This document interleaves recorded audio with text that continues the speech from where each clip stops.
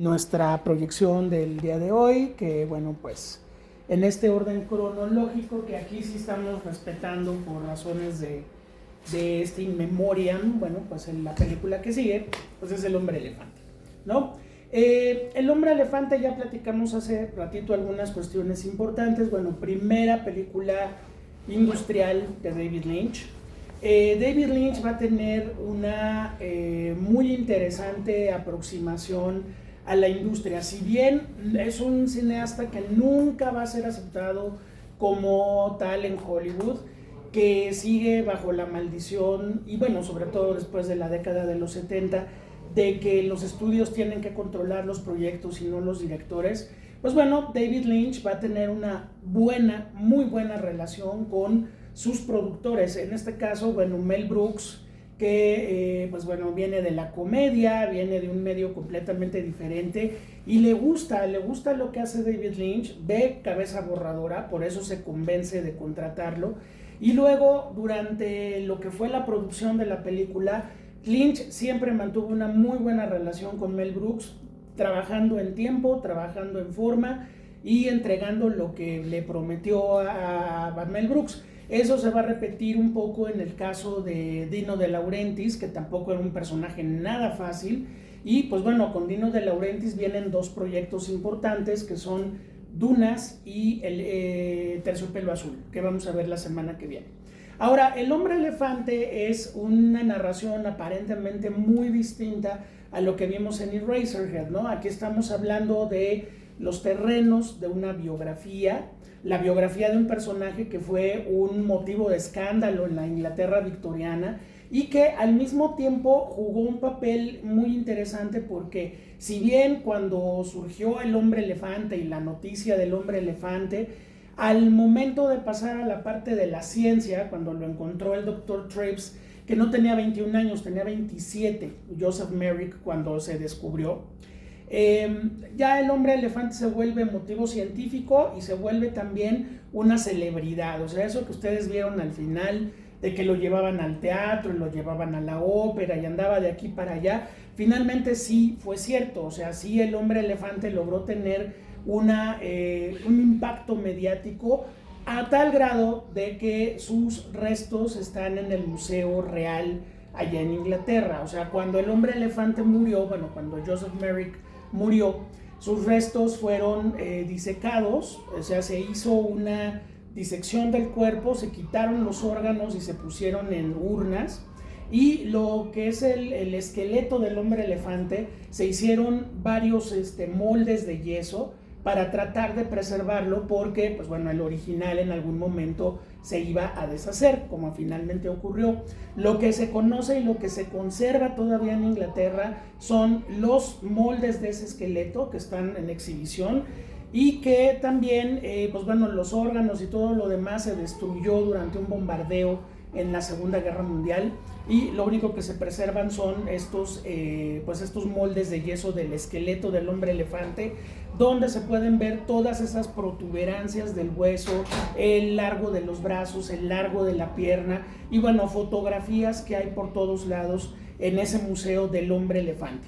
Pero también eso ha llevado a todo un debate si eso se debe de exhibir o no, porque finalmente pues estábamos hablando de un ser humano que no era culpable en absoluto de su condición y que finalmente la biología lo había convertido en ese monstruo. Entonces, pues bueno, fue una celebridad, y finalmente David Lynch tiene que entender que está contando ahora sí una historia, ya no es Cabeza Borradora, donde una imagen tras otra puede ir contando o puede ir inquietando al espectador. Aquí tenemos que respetar los terrenos de una biografía también muy manipulada por los dimes y diretes, ¿no?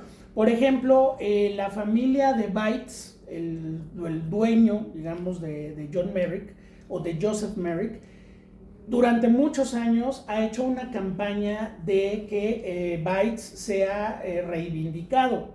O sea, los nietos de ese personaje ahora dicen, es que mi papá no era así, es que nuestro abuelo no era así, de ninguna manera maltrataba a Joseph Merrick, ni lo torturaba, ni mucho menos. Decían, bueno, nosotros tenemos por escrito, y nosotros tenemos, algunos de ellos tenían la vivencia de que tanto Joseph Merrick como Bates eran socios.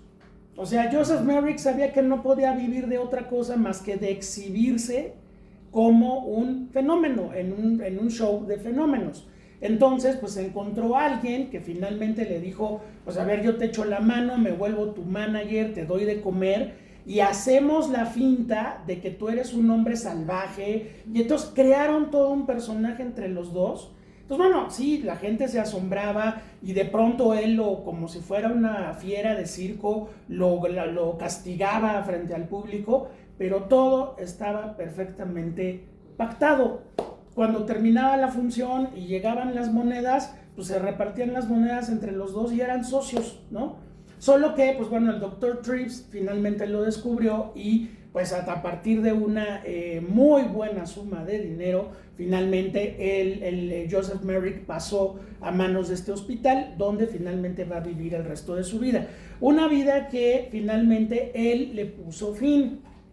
Ya vieron ustedes que hay una especie como de maldición de cuento de hadas. El día que él se acueste a dormir como una persona normal, se acaba todo. ¿Por qué? Porque sí, efectivamente el peso de la cabeza era tan grande que lo que sucedió, lo que dicen los médicos que sucedió, fue que de manera completamente intencional y seguramente por una serie de broncas, bueno, verdaderamente terribles que ha de haber estado viviendo, pues un día se deshizo de todas las almohadas, puso una sola almohada, acostó la cabeza y eso permitía dos cosas. En el momento en el que se quisiera parar, el cuello se disloca y por otro lado viene asfixia. Entonces, bueno, pues una mañana aparentemente Joseph Merrick hizo todo ese ritual para en el momento de intentar levantarse ya finalmente ponerle un hasta aquí a todo ese sufrimiento físico y emocional que tenía.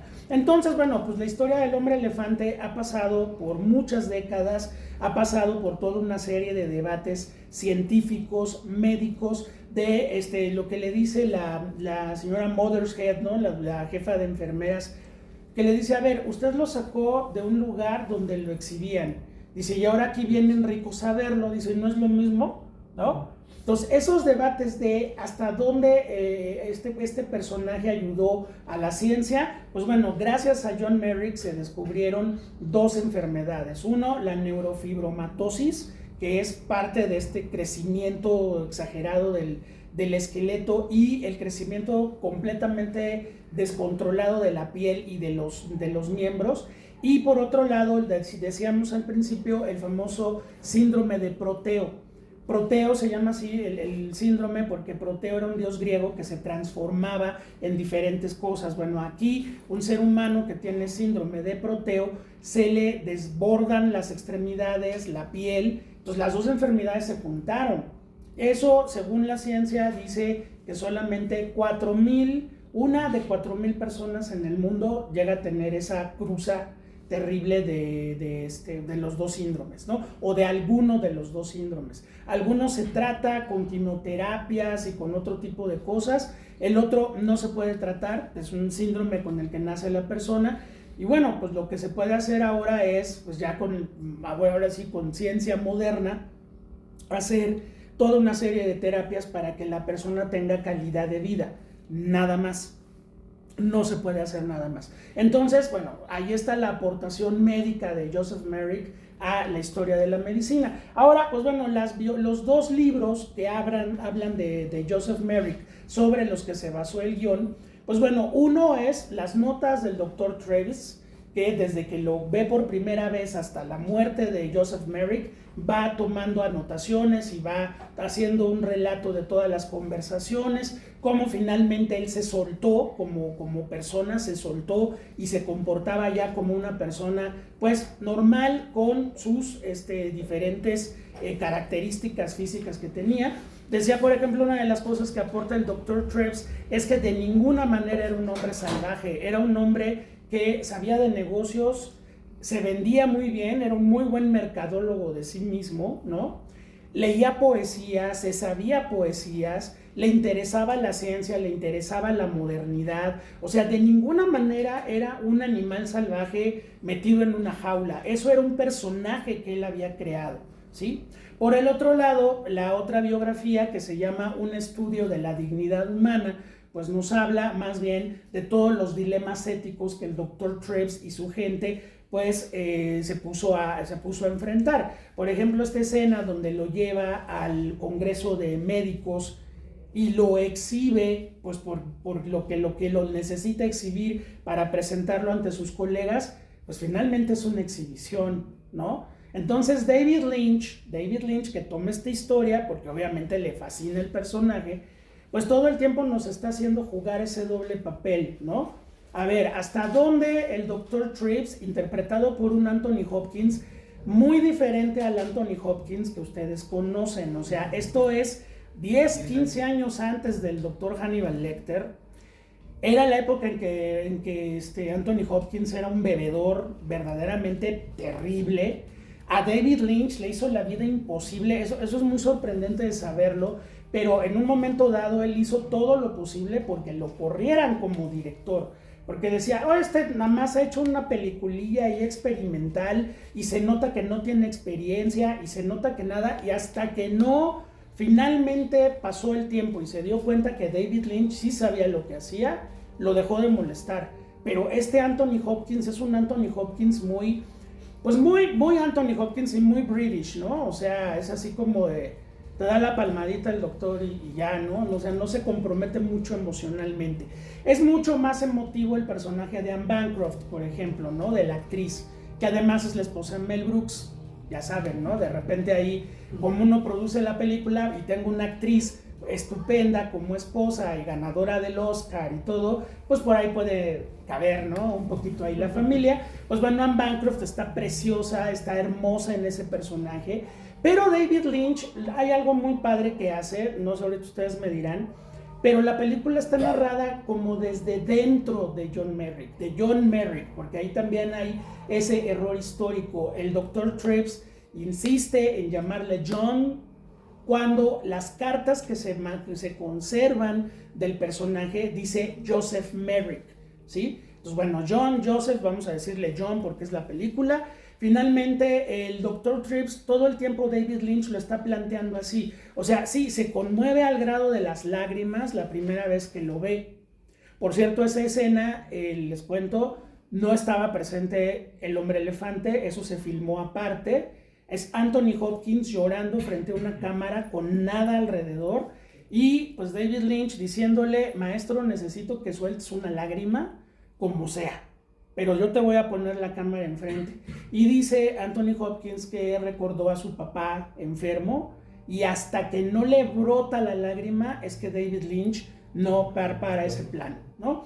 Entonces, bueno, ¿por qué les digo que está narrada como desde dentro? Porque nosotros estamos todo el tiempo pensando en el martirio de este personaje, que aquí es una víctima absoluta de las circunstancias, y cómo las muy ligeras líneas entre la explotación y la bondad de la medicina y de la ciencia moderna están todo el tiempo caminando en el filito de la navaja, ¿no? O sea, ¿en qué momento el personaje no pidió ser rescatado y lo rescatan? ¿Sí? El personaje de alguna manera se le civiliza, pero él no lo pide. Entonces todo el tiempo estamos en una especie de, pues sí, la bondad y la manipulación se están tocando todo el tiempo. Y eso hace a la película como que muy incómoda, ¿no? Y bueno, también hay un elemento clave para El hombre elefante, además de la empatía del director y de muchas cosas que estamos viendo, que vimos anoche en Cabeza Borradora, que se están repitiendo de una manera muy, muy, muy sutil. Por ejemplo, cuando Anthony Hopkins cuando el Dr. Trevor va a verlo por primera vez ya solo, todo el camino de Anthony Hopkins por esos paisajes industriales podrían ser donde vive el Eraserhead de ayer. Incluso hay esta cuestión de las máquinas, el humo, el ruido, o sea, también eso tiene que ver, bueno, en Eraserhead es parte de una pesadilla. Aquí es la revolución industrial a full. que bueno, la Inglaterra victoriana fue de los países que más se benefició de esa revolución industrial. Entonces, como que una historia tipo la de John Merrick, que tú podrías creer en la Edad Media, está pasando en la revolución industrial. Entonces vemos el humo, vemos este hombre que lo están atendiendo como de quemaduras, y el doctor Trevor que dice, cada vez está pasando más, las máquinas están matando a los hombres. Dice, y con las máquinas no se puede razonar, ¿sí? Entonces el doctor va para allá, pasa por estos paisajes otra vez industriales, mugrosos, las calles mojadas, la podredumbre de la vida victoriana, que bueno, pues es como donde Chaplin pasó su infancia, por ejemplo, ¿no? Esos entornos terribles de Oliver Twist y de esos personajes. Hay una escena muy bonita con un perrito bien gordito que va caminando, ¿no? Eso es David Lynch, o sea, eso es un cuadro de David Lynch. Y finalmente conoce al personaje, se lo lleva, empieza este lucha de fuerzas con Bites, que lo que quiere es lana. Este mercado negro de fenómenos que lo menciona Bites, le dice, yo me muevo, yo estoy dentro de círculos donde lo puedo ayudar a usted a conseguir cosas como estas. O sea, había un mercado negro de personas que tenían estas malformaciones o mutilaciones o todo ello, ¿sí? Entonces, una vez que John Merrick entra en este mundo, John Merrick, dentro del naturalismo que quiere manejar David Lynch, tiene un gran aliado que se llama John Hurt, que bueno, pues ya desgraciadamente se nos adelantó. Venía justo de hacer Alien, el octavo pasajero, es el astronauta el que le brota el alien a la hora de la comida, ¿no? Y bueno, pues John Hurt, que era un gran actor inglés, que sobre todo, bueno, Alien es, la escena de Alien es una escena que se quedó para la historia del cine. Pero él tenía, y fue como David Lynch lo conoció, una película para televisión que se llamaba The Naked Civil Servant, que era la historia de un transexual muy famoso en la Gran Bretaña en el mediados del siglo XX, que se llamaba Quentin Crisp. Entonces la historia de Quentin Crisp la narraban para la televisión, es un trabajo para la BBC, y John Hurt hacía el personaje. Entonces lo vio David Lynch, convenció a Mel Brooks de contratarlo, y bueno, pues él fue sin duda el que se llevó pues la parte más pesada de la película. En un momento dado, como David Lynch en la película anterior había hecho dirección, producción, guión, efectos especiales, sonido, había hecho absolutamente todo, dijo, bueno, pues yo quiero diseñar al hombre elefante. Se fue a ver los moldes de yeso del Museo Real Británico y luego pues trató de hacerlo, pero resulta que John Hurt no podía ni siquiera levantarse de una silla porque se iba de lado con el tamaño de cabeza que le hizo David Lynch. Entonces bueno, aunque aparentemente no era necesario, finalmente se contrató a un maquillista profesional que se llama Christopher Tucker, que hizo todo el trabajo que ustedes vieron. Y sí, las jornadas eran tremendas. El maquillaje de la cabeza eran 14 piezas que tenían que acomodarse. Se tardaban 10 horas en hacerlo. Entonces, John Hurt tenía llamado a las 12 de la noche para que a las 10 de la mañana empezaran a filmar y luego le quitaran el maquillaje. Entonces era casi 24 por 24. De hecho, David Lynch filmó casi todas las partes de John Hurt primero para poder desalojarlo, porque bueno, John Hurt quedó casi traumatizado de tener que estar haciendo eso todos los días. Incluso le hablaba un día a la novia y le decía, maestra, voy a llegar maquillado a la casa porque ya no me lo pueden quitar, ya no hay tiempo. Y pues ni modo, la otra le abría la puerta y pues le entraba ahí el Joseph Merrick.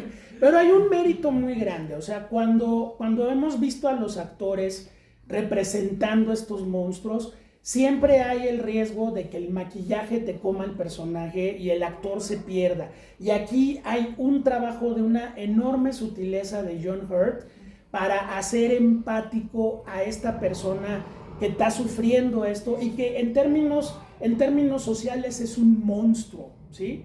Ahora, la película es de 1980.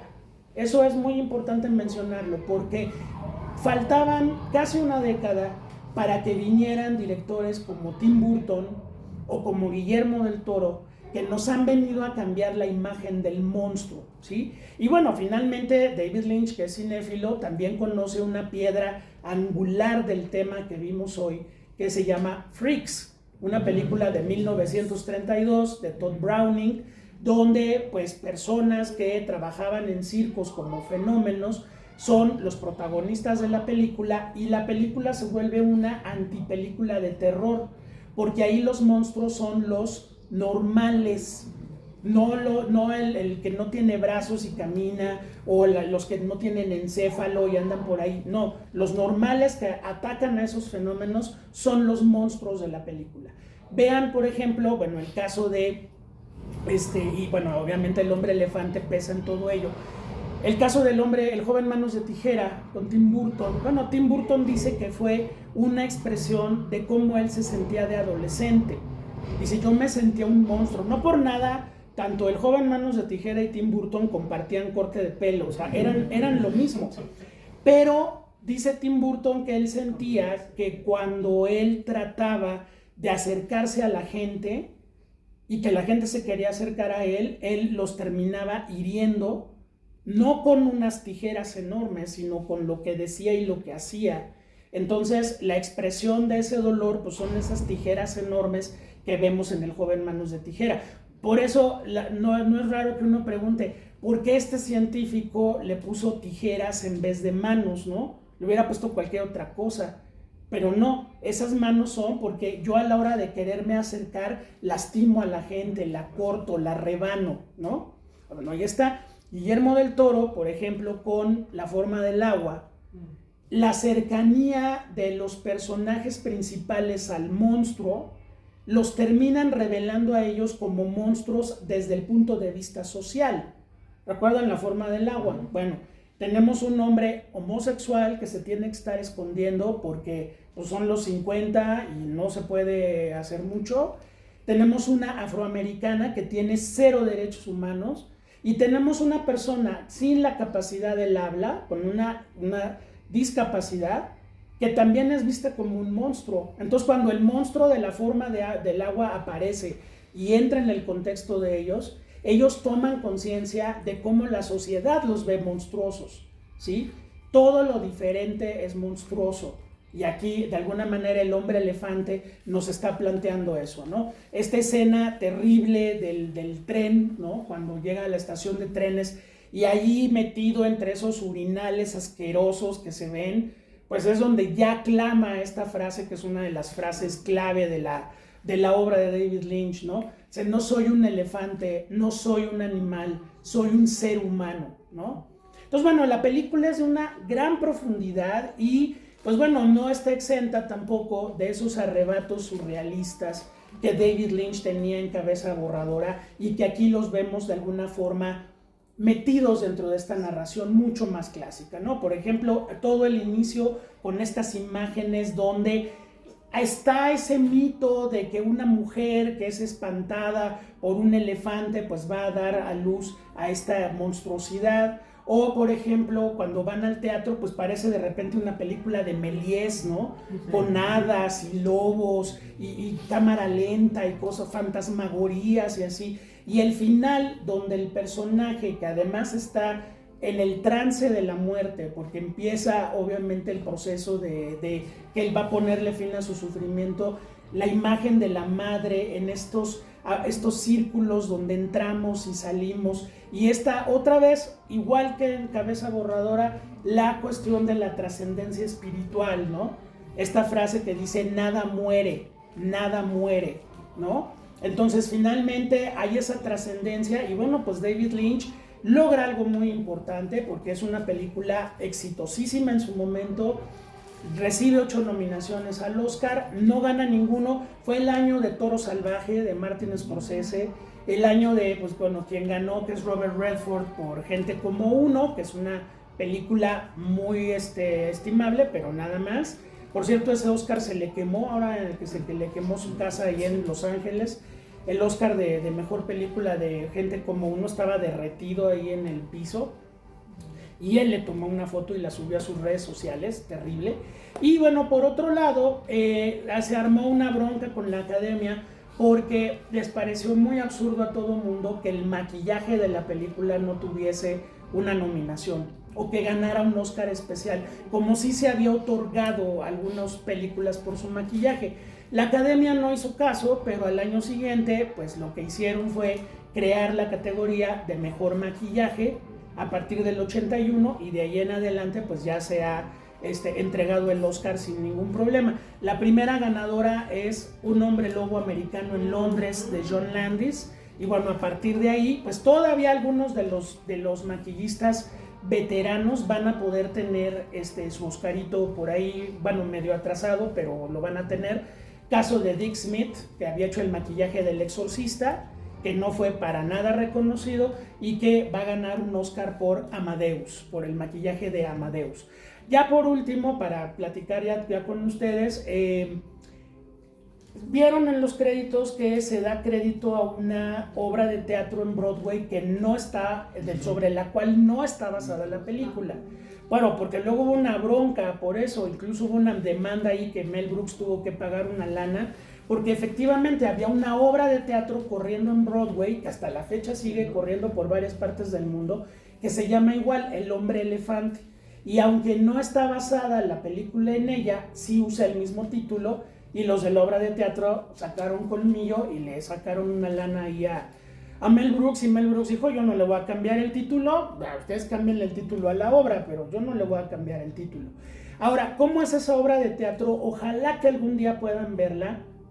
Aquí en México la montó Manolo Fábregas en su época con su hijo, con Rafael Sánchez Navarro, pero es muy interesante. Dos de las que hay fotos e incluso hay fragmentos en video por ahí que alguien grabó, una con David Bowie, una puesta en escena con David Bowie, y una puesta en escena mucho más reciente con Bradley Cooper. Entonces, bueno, la de David Bowie, y esto es muy impresionante, todo se hace sin maquillaje, o sea, no le ponen esta cabeza, no. Con el puro manejo del cuerpo es que hacen la deformidad de John Merrick. Y bueno, vean las fotos que hay de la obra de teatro con David Bowie. Era prácticamente David Bowie en un calzón largo y haciendo todo con pantomima, toda la deformidad del personaje. Y Bradley Cooper también lo hizo, y muy bien Bradley Cooper. Yo los pocos fragmentos que he visto, pues bueno, es muy impresionante que un actor sin maquillaje, sin absolutamente nada, te recrea un personaje como John Merrick, ¿no? Entonces, bueno, la obra de teatro también, si algún día se la topan, es muy interesante por eso. O sea, utiliza al máximo la fuerza expresiva y corporal de un actor que sin maquillaje tiene que crear a John Merrick, ¿ok? Entonces, bueno, por ahí se las encargamos porque es muy, muy interesante ese ejercicio. Muy bien, pues ¿quién quiere comentar algo sobre El hombre elefante? A ver, Norma, abrimos. Ay, no. Bueno, no, peliculón, yo lo vi. Vi unos cachos muy chica y tengo muchas ganas de verla.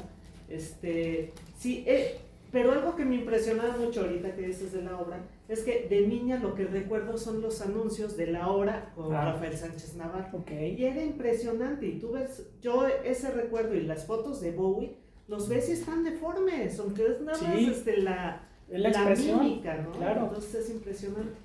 Y pienso en toda esta evolución que ha habido en el tiempo, desde esta era victoriana donde eran los freaks y cuate, hasta ahora que tenemos una película como A Different Man, que es un cuate con uno de estos síndromes, Pearson, creo que se apellida el actor, ¿no? Que tiene esta cosa de las tumoraciones, y dices, wow, ¿no? Qué bueno que puedan llegar a eso, ¿no? O sea, realmente actuar y bueno, no sé, es impresionante. Y por otra parte pensaba en esto que decías, el trabajo de John Hurt, y cómo ha habido actores que se especializan en este tipo de personajes caracterizados, ¿no? Que si no dice ahí John Hurt, jamás voy a saber que es John Hurt, ¿no? Porque ni la voz, ni nada, no hay nada. Y pensaba en uno de ellos que es, no sé cómo se pronuncia, Hugo Weaving. Hugo Weaving, sí. Que en cualquier cantidad de películas, o con la máscara de Vi, o con los lentes, o bueno, creo que donde se ve más es en esta australiana de Proof. La prueba, claro, sí. Que aún así también es un tipo con lentes y es un cuate que nunca lo ves por completo, ¿no? Que todo es esta actuación, pero que es una actuación súper sutil. Sí, claro. ¿No? Entonces es como el talento en microdosis, pero así, ¿no? Entonces, muy padre y gracias por el al siglo. contrario. Bueno, ahora la tecnología ha permitido que otros actores estén y no estén, por ejemplo Andy Serkis, ¿no? O sea, Gollum todo el tiempo es Andy Serkis, pero no es Andy Serkis, ¿no? King Kong es Andy Serkis, César del Planeta de los Simios es Andy Serkis, y cualquier monstruo es Andy Serkis, ¿no? Y lo hace muy bien y ya hasta hay chistes, ¿no? Y hay de todo porque se la pasa haciendo monstruos con su expresión, con sus ojos, con todo, pero él no está, o sea, él nunca se ve, ¿no? Y si no vieron A Different Man, es una película bien interesante porque es como un antihombre elefante, o sea, aquí nosotros terminamos con el corazoncito roto por todo lo que le pasa al pobrecito de John Merrick, ¿no? En A Different Man, ¿qué pasa cuando un hombre elefante, vamos a ponerlo en ese término, le ofreces un cambio de vida con una reconstrucción facial? Padrísimo, se convierte en Sebastian Stan, hasta guapo quedó, ¿no?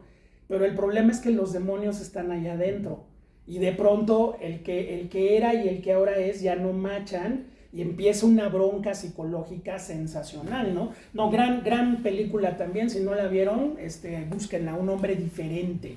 Adelante. Yo soy también un poquito de la edad de la señora, yo creo. Ahí nos llevamos. Es que las películas aquí llegaban con cierto retraso. Sí, claro. Yo sí vi la obra de teatro, recuerdo muy bien a Rafael Sánchez Navarro. La escena que me viene a la mente es cuando está atrás del biombo y nomás se ve que está como contorsionado. Sí. Era Rafael Sánchez Navarro y su papá, que era Manolo Fabregas. Don Manolo. Después vi la película. La película la vi, lo que dices que sí tiene mucho de, ahorita lo vi también otra vez, tiene mucho de Freak, tiene mucho de su primera película de Eraserhead. Yo vi hace poco la que están diciendo ahorita, Different Man. Me llegó ahorita lo mismo, ya incluso se me salieron mis lagrimitas porque yo sí tenía un amigo que tenía la misma enfermedad. Yo sí conocí una persona así y era no molesto. Bueno, sí, digo, sí era molesto cómo lo veía mi familia y cómo lo veían los demás. O sea, nosotros, yo, mi esposa, que luego vino la vez pasada, mi hijo, lo llegamos a conocer y normal, pero molestaba que la gente lo volteara. A mí me molestaba. ¿Por qué? Porque pues decía, pues ahora sí que no es mala onda, pues es una persona, o sea, yo lo veía, es una persona. Pues sí. Entonces, cuando vi Different Man, también me pasó lo mismo, e incluso lo platiqué ese día con mi esposa. Oye, ¿te acuerdas de esto? Sí. Pues aquí, mira, como dices, es de que alguien que ya cambió y ahora ya no quiere ser lo que era, sino dice, yo me quiero regresar a ser. O no sé si era porque se veía diferente y él no disfrutaba la vida. Y el otro que tenía lo mismo, andaba en fiestas, se iba al teatro, cotorreaba y decía. Entonces, sí es como dices, ¿no? Los monstruos muchas veces sí son, como tú dices, los que están. Pues sí, todo lo que se salga de lo normal es monstruoso, ¿no? Y no lo podemos ver y no lo podemos entender. A mí me hizo recordar una anécdota con una amiga de mi mamá, que su hermana menor tenía una deformidad muy, muy, muy grande. A mí no me avisaron que el día que fuimos a su casa, que ahí estaba su hermana, pues su hermana trabajaba atendiendo una papelería ahí cerca en la colonia San Rafael, y sí, cuando me la encontré de frente, o sea, es que no puedes evitar sorprenderte, ¿no? Pero cuando veías que era una persona que lavaba trastes, hacía de comer, iba a trabajar, regresaba, era de este tamañito, más o menos, y llevaba una vida normal, y a la segunda, tercera vez que la veías ya se te quitaba ese impacto, ¿no? Pero sí, el impacto obviamente es muy fuerte, es que todo lo que no es lo que tú ves resulta en un horror, resulta en un monstruo, ¿no? Pero no, pues, efectivamente lo monstruoso es lo que viene afuera, cómo se enfrentan al mundo, cómo tienen que vivir prácticamente escondidos, porque la gente no los acepta y no los va a aceptar nunca, ¿no? O sea, esta escena, a ver, vámonos a otro universo, pero la escena de Demi Moore en el espejo, en la sustancia, que se acaba, ¿no? Y que se acaba quedando en su cama aplastada en una depresión terrible, son freaks. O sea, ¿qué le pasa a ella en esa escena? No sé si ya vieron La Sustancia, esa es una... Por esa escena Demi Moore se tiene que ganar el Oscar, o sea, es cuando quiere salir y el estándar de belleza no te lo permite, y entonces ella se regresa y ya se da cuenta de que el pecho no es igual que el de la modelo, y como que la libra sale, vuelve a ver esa imagen y otra vez el espejo y otra vez cuando ya el paso del tiempo hizo lo suyo, ¿sí? Entonces, bueno, el hombre elefante yo creo que nos llega a todos de diferentes maneras, pero finalmente estamos hablando de también cómo una persona normal puede sentirse monstruosa, ¿sí? O sea, eso es lo que yo creo que en todos estos 45 años que tiene la película es lo que hemos podido avanzar, que ya podemos hablar de esas cosas y que en cierta forma la inclusión y la integración están haciendo que esto cambie, ¿no? Pero digo, son 45 años, ¿no? Tampoco es poquito tiempo, ¿no? Sí, señor. Bueno, yo quiero comentar algo. Hay una película 15 años posterior a esta que se llama El Octavo Día. Claro. Una película belga que trata, tal vez no la hayan visto, sí. Es entre un ejecutivo de súper negociador que se encuentra y cruza su vida y a partir de ahí le cambia la vida a los dos con un muchacho que tiene síndrome de Down. Así es. Y hay muchas cosas que ahorita me encontré para decir, nunca había visto esta película. Otra la he visto varias veces por cuestiones de trabajo, pero incluso la forma en que muere, y espero no echarle a perder la película, no se preocupe. Es muy semejante porque finalmente es un suicidio. Sí. La historia es muy conmovedora, y lo mismo, es este primer encontronazo entre el alto ejecutivo y el muchacho que está buscando a su mamá.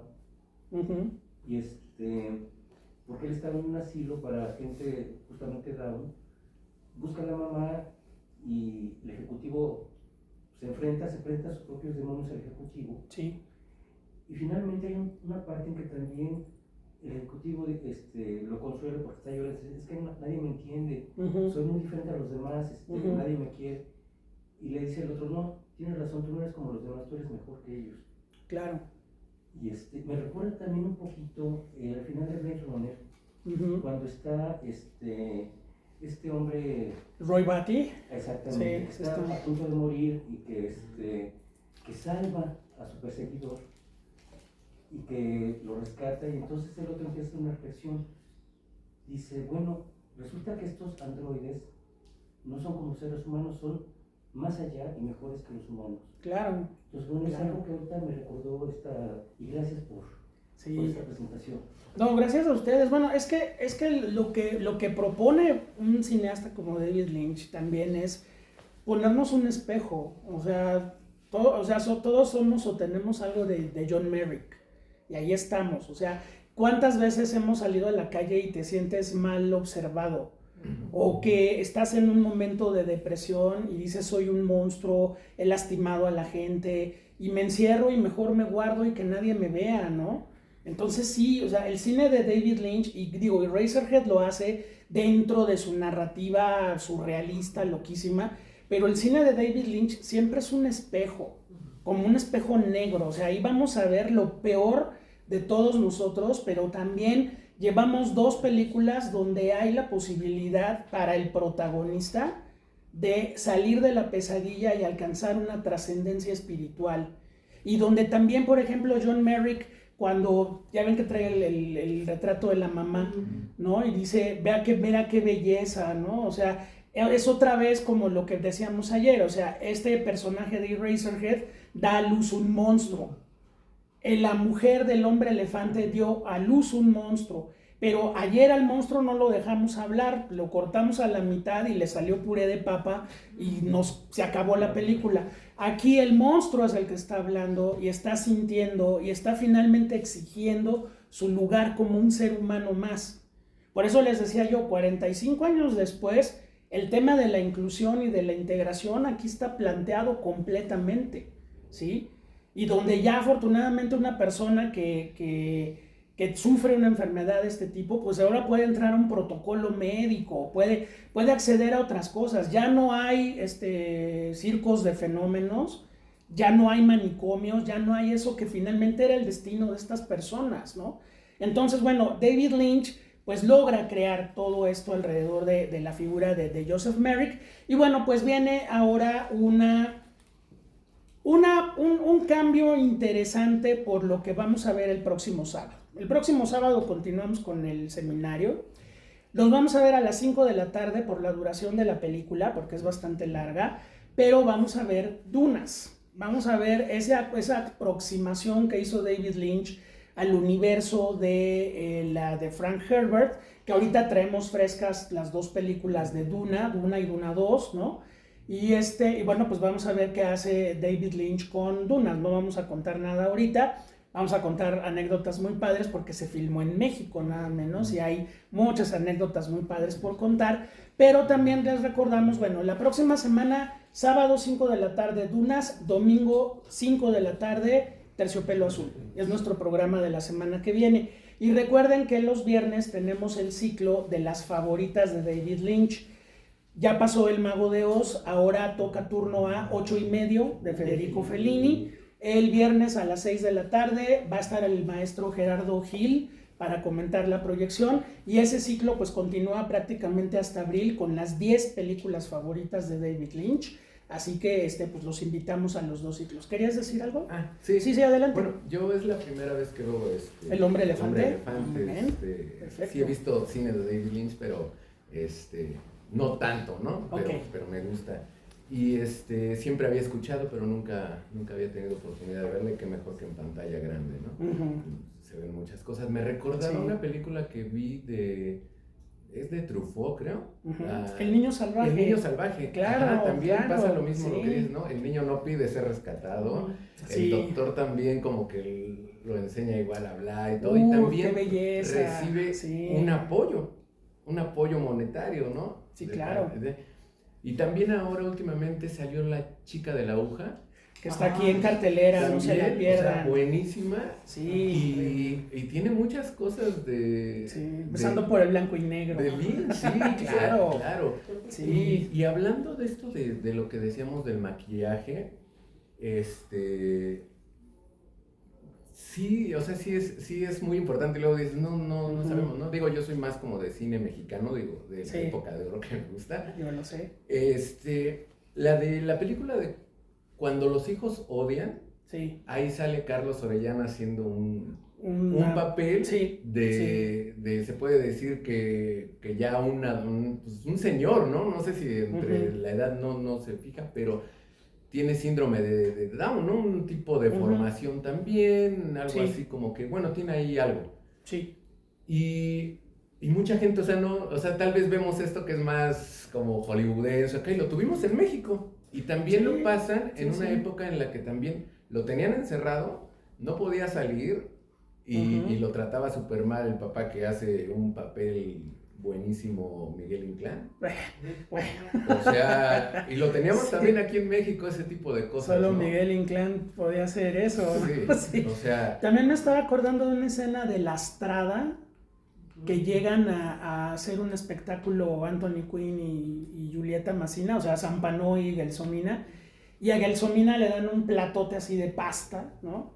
Y de pronto unos niñitos les dicen, ven, te vamos a enseñar algo, ven. Y la suben, están como en una ranchería, y la suben a un desván, y en el desván hay un niño con ¿cómo se llama esto? Hidrocefalia.